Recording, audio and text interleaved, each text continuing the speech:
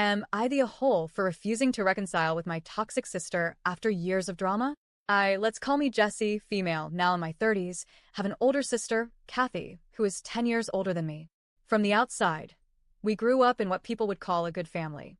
My sister was the golden child, athletic, smart, outgoing, always admired by relatives and neighbors. I was younger, quieter, more in her shadow. When I was 8, my dad took a trip to visit relatives in another country, and Kathy went with him. What was supposed to be a short trip turned into something permanent. At only 18, she decided to stay there, leaving my dad to come back alone. I didn't really grasp the situation at the time, but I'll never forget how heartbroken my mom was. Her firstborn daughter had chosen to stay thousands of miles away, and my mom was devastated. Years later, when I was a teenager, my family made the big decision to move permanently to that same country. My mom was ecstatic. She thought this was her chance to reconnect with Kathy after so many years apart. I was excited too, since I barely knew her by then. But things didn't turn out the way we imagined. By then, Kathy had a fiancé. We lived in a different state but would drive long hours just to see her. And the visits weren't strange. We were only allowed to be there when her fiancé wasn't home, and the moment he was on his way back, she would rush us out, saying he didn't like visitors. My mom often went to help her, cleaning, running errands, but the way Kathy acted, it felt like she was embarrassed of us. Like we weren't good enough for the life she wanted to project. She eventually married, a simple courthouse wedding, and had a baby. But the same cycle continued. She only called when she needed something. My mom, desperate to be part of her life, became her unpaid babysitter and housekeeper, only to be pushed aside again once Kathy no longer needed her. When her marriage fell apart, Kathy called us crying, begging for help. I drove hours to pack her up and bring her and the baby home. She hadn't even told her husband she was leaving. At the time, my family lived in a 2-bedroom apartment. My parents literally gave up their bedrooms so she and her baby would be comfortable.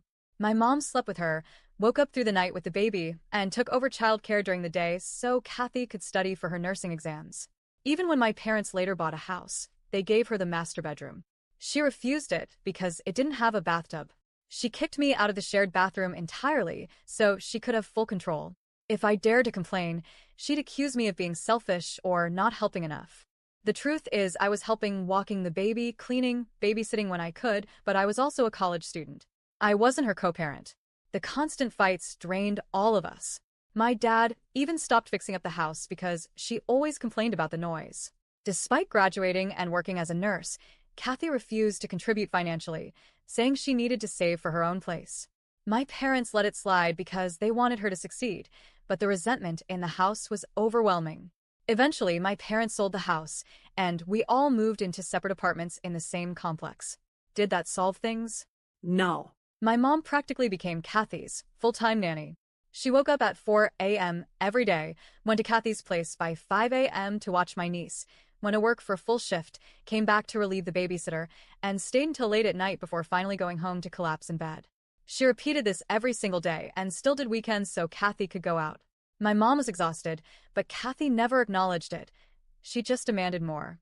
Meanwhile, Kathy began openly admitting she wanted to find a man who could fully support her so she could live a comfortable, stay-at-home lifestyle. She wanted gyms, salons, vacations, not love or true partnership. My mom was stunned, since she had raised us to value independence and hard work. Fast forward. I grew up, graduated, moved abroad for a while, got married, had my own child, and eventually came back. By then, Kathy had a second child with another man, and that relationship also failed. She bought a townhouse, but even then, she kept spreading bitterness. She constantly claimed my parents did everything for me and nothing for her, which couldn't be further from the truth. She told people she raised her kids with no help, despite the fact that my mom practically sacrificed her health and time for those kids. Her toxicity didn't stop. She'd mock me for staying with our parents during college, criticize my choices, and even pressure me to date much older men just because they were doctors. She never once apologized for anything. Whenever I tried to distance myself, I'd eventually give in just to keep peace for my mom's sake, because I knew how much it hurt her to see us estranged. But her behavior only got worse.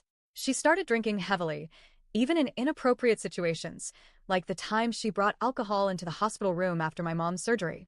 She constantly demanded money, never recognizing how much we'd already done for her. Then came my divorce. It was one of the hardest times in my life. But instead of supporting me, Kathy shamed me relentlessly. She called me a cheater because I started seeing someone before the divorce papers were finalized, even though she herself had cheated in her own marriage. She even tried to sabotage me by giving my ex-husband the name of the attorney I was planning to hire, knowing that once he contacted them, I couldn't use them. That betrayal cut me deeply. That was my breaking point. I went no contact. When I eventually remarried, I made the choice not to invite her. I didn't want her negativity poisoning such a special day. My parents came, and afterward Kathy attacked them, saying they should have refused to attend since she wasn't invited. She even blamed my mom for causing our estrangement. That was it. I told my mom clearly, I am done. I will never reconcile with Kathy. She has disrespected me, my husband, my children, and even my parents, who gave her everything. My husband also doesn't want her anywhere near our family because he's seen firsthand how toxic she is. And yet, my mom still hopes we'll reconcile someday. I know it hurts her to see her daughters estranged, but I can't do it anymore. I can't let Kathy back into my life just to repeat the same cycle of manipulation, cruelty, and betrayal. So, am I the whole for refusing to reconcile with my sister, even if it breaks my mom's heart?